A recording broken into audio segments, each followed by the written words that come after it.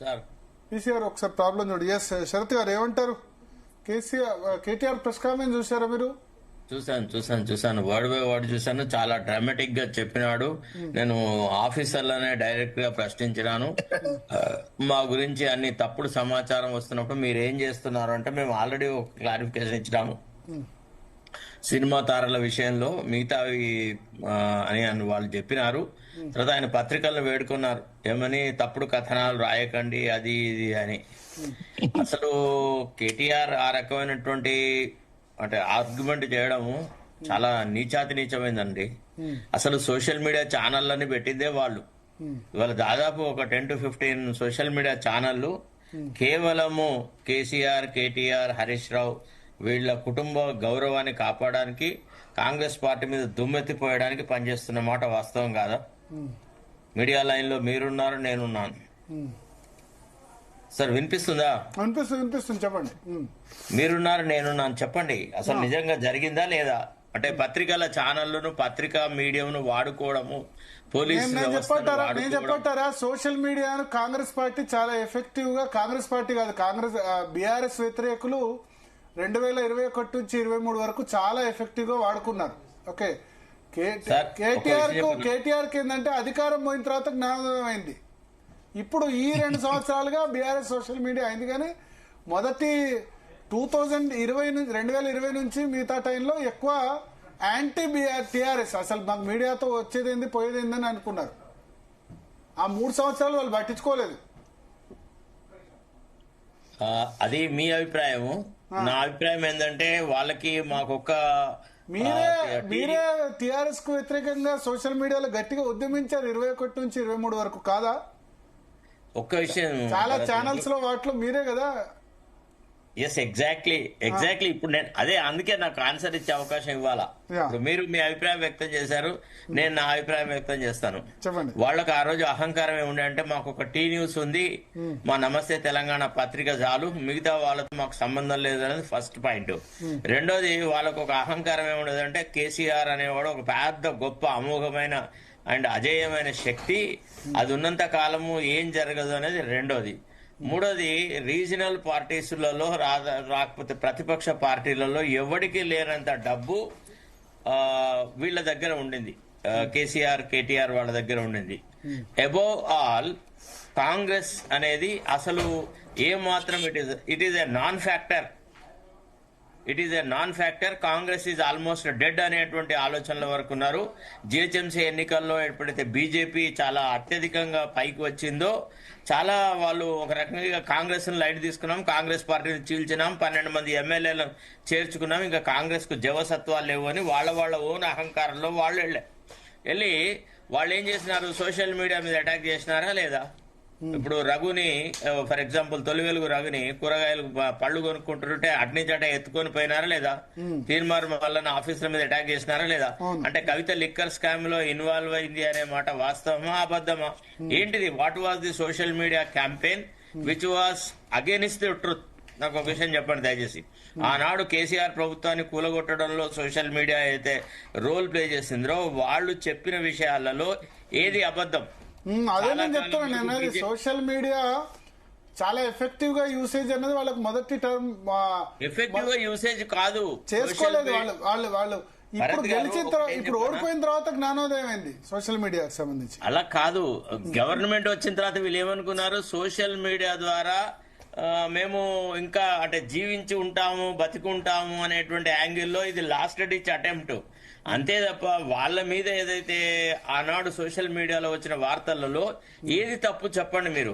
ప్రభుత్వ ధనాన్ని కొల్లగొట్టినారు అనేది తప్ప, కాళేశ్వరం ప్రాజెక్టులో అవినీతి జరిగిందన్నది తప్ప, అసలు ఏది ఫలానా విషయం తప్పు అని చెప్తారా? లేకపోతే లిక్కర్ స్కామ్ తప్పు అంటారా?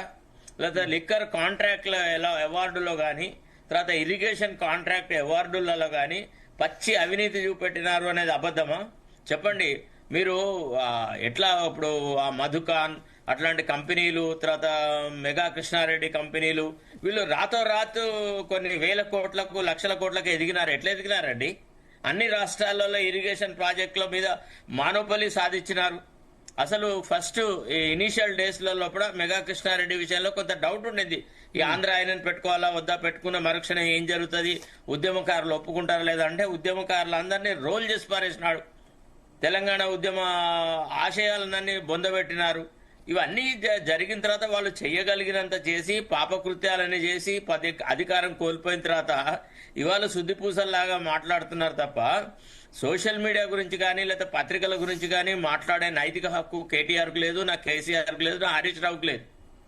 వాళ్లే ఎక్కువగా మీడియాను వాడుకున్నారు, వాళ్లే ఎక్కువగా మీడియా మీద అటాక్ చేస్తారు. వాళ్ళకి వ్యతిరేకంగా ఉన్న ఏ మీడియాను వాళ్ళు టాలరేట్ చేసినారు అది చెప్పండి మీరు దయచేసి. సోషల్ మీడియా యాక్ట్ చేసింది అగెనిస్ట్ గా పోయింది అని అంటే ఇప్పుడు ఫర్ ఎగ్జాంపుల్ పత్రికలలో అభూత కల్పనలు తప్పుడు సమాచారం వచ్చింది అనుకుందాం, అయితే జర్నలిస్టుల మీద అటాక్ చేయమన్నారా? చెప్పండి. ఇవన్నీ వాస్తవాలు, కళ్ళలో గుచ్చుకునే వాస్తవాలు అనమాట. వీటన్నిటినీ కాదని వాళ్ళకి నచ్చని వాళ్ళ ఓన్ పార్టీ వాళ్ళని కూడా నానా యాతలు పెట్టారు. ఇప్పుడు మన లైన్ లో తీసుకున్న రాజయ్య గారిని ఎంత హింస పీడనకు గురి చేసినారు. ఆయనను ఒక రకంగా ఉప ముఖ్యమంత్రి పదవిలోంచి ఒక అభూతమైన కల్పనలతోని పదవిలోంచి తొలగించేసేసి ఇప్పటి వరకు అసలు యాక్చువల్లీ రాజయ్య గారిని ఎందుకు తొలగించినారు అనే కారణం బయటకు వచ్చిందండి.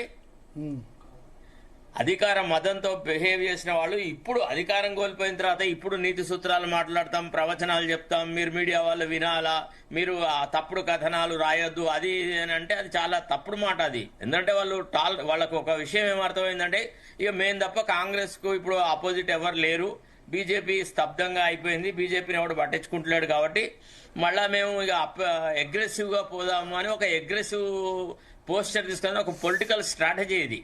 వాళ్ళకి అర్థం అవ్వట్లేదు, వాళ్ళ గ్రౌండ్ లో ఏం లేరు విన్నారా. ఒక్క పత్రికలలో సోషల్ మీడియా ఛానళ్లలో అక్కడిక్కడనే బీఆర్ఎస్ వాళ్ళు బాగా బలంగా కనబడుతున్నారు తప్ప ఆన్ గ్రౌండ్ లో వాళ్ళ కార్యకర్తలందరూ కాంగ్రెస్ పార్టీలోకి మైగ్రేట్ అయిపోయినారు. కేసీఆర్ అంటే టీఆర్ఎస్ ఆల్మోస్ట్ ఖాళీ అయింది. ఇవాళ రియల్ టీఆర్ఎస్ అనేది కాంగ్రెస్ లో ఉంది. కాంగ్రెస్ లో ఇప్పుడు కాంగ్రెస్ కార్యకర్తలే చాలా బేజారైపోతున్నారు. ఇప్పుడు జీవన్ రెడ్డి గారి ఆవేదన చూడండి మీరు. అంతేకాదు ఇప్పుడు వివేక్ వెంకటస్వామి, వినోద్ వెంకటస్వామి తర్వాత వీళ్ళందరూ చేసింది ఏంది, మొత్తం కంప్లీట్ గా బీఆర్ఎస్ వాళ్లను తమతో తెచ్చుకొని రాజకీయాలు చేస్తా ఉన్నారు. సో కాబట్టి మీడియా ఏదో తప్పుడు పని చేసింది అది ఇది కాదు, ప్రజాస్వామ్యాన్ని బొందబెట్టే పని వాళ్ళు చేసినారు. మీడియా తమ పని తాము చేసింది. యాజ్ ఎ విజిలెంట్ ఫోర్స్ గా ఒక vigilant watch dog role play చేయడం వల్లనే బీఆర్ఎస్ పార్టీ పతనమైంది. సరే ఇవాళ వాళ్ళు ఒక విషయం చెప్పమానండి కేటీఆర్ ని, there was no telephone tapping. మరి లేకపోతే ఎట్లా రేవంత్ రెడ్డికి సంబంధించిన ఇన్ఫర్మేషన్ అంతా వచ్చింది, రేవంత్ రెడ్డి కదలికలు ఎట్లా గమనించగలిగినాం? సరే ఇంకెవరికన్నా ఈ విషయాన్ని చెప్తే అర్థం ఉంది, కానీ నాలాంటి వ్యక్తి అయితే ఇట్లాంటి విషయాలను కొన్నిటిని నేను చూసినాను, కొన్నిటికి సజీవ సాక్షిని. అట్లా కాదు, ఆనాడున్న సందర్భాలలో ఇప్పుడు ఒక మాట అన్నారు ఆయన, హీరోయిన్స్ ఫోన్ ట్యాపింగ్ జరగడం, అది హీరోయిన్ ట్యాపింగ్ గురించి నేనెప్పుడు మాట్లాడలేదు, మీరెప్పుడు మాట్లాడలేదు. బాధ్యతాయుతమైన జర్నలిస్టులు ఎవరం కూడా మనం హీరోయిన్ల ఫోన్లు కేటీఆర్ ట్యాప్ చేసినాడనో వాడు చేసినాడో వీడు చేసినాడో మనం అనలే. మీరు దాన్ని నమ్ముతున్నారా నమ్మట్లేదా? చెత్త గురించి మనం మాట్లాడద్దు భరత్, చెత్త గురించి మనం మాట్లాడద్దు. మనం ఒక మీడియాలో ఒక స్టాండర్డ్ ని ఫాలో అయినాము, న్యూట్రల్ గా ఉండడానికి ట్రై చేస్తున్నాము, ధర్మబద్ధంగా ఉండడానికి ట్రై చేస్తున్నాము. మన మీద ఆరోపణలు ఎట్లా అంటుతాయండి? వాళ్ళు ఏదో మరి అట్లా అంటే వాళ్ళు వ్యక్తిత్వ హననాలు చేయలేదా? వాళ్ళ పార్టీ పత్రికలో టీ ఛానల్ ఏం పని చేసిందండి? నమస్తే తెలంగాణ ఏం చేసింది? ఎవడు మాట్లాడితే వాని మీద మన్ను పోసినారా లేదా? ఇవాళ కింద పడ్డ తర్వాత అయ్యో అని అంటే అది వేరు. That is a different aspect all together. రకరకాల వ్యవహారాలు చేసినారు, అధికారాన్ని ఎంత దుర్వినియోగం చేయాలంత దుర్వినియోగం చేసినారు, రాష్ట్ర సంపదను ఎంత కొల్లగొట్టాలంత కొల్లగొట్టారు. నాకు చూపట్టండి, వాళ్ళ రాజకీయం కంటే గొప్ప వ్యాపారం ఏది ఉంది? ఏ వ్యాపారం చేస్తే రూపాయి ఇన్వెస్ట్మెంట్ చేసేసి 1000 రూపాయలు సంపాదించే బిజినెస్ ఒకటి నాకు చూపెట్టండి సార్. ఇవాళ రాజకీయాలలో కూడా ఎలక్షన్స్ అనే దాన్ని ఎంత నీచంగా మార్చినారు.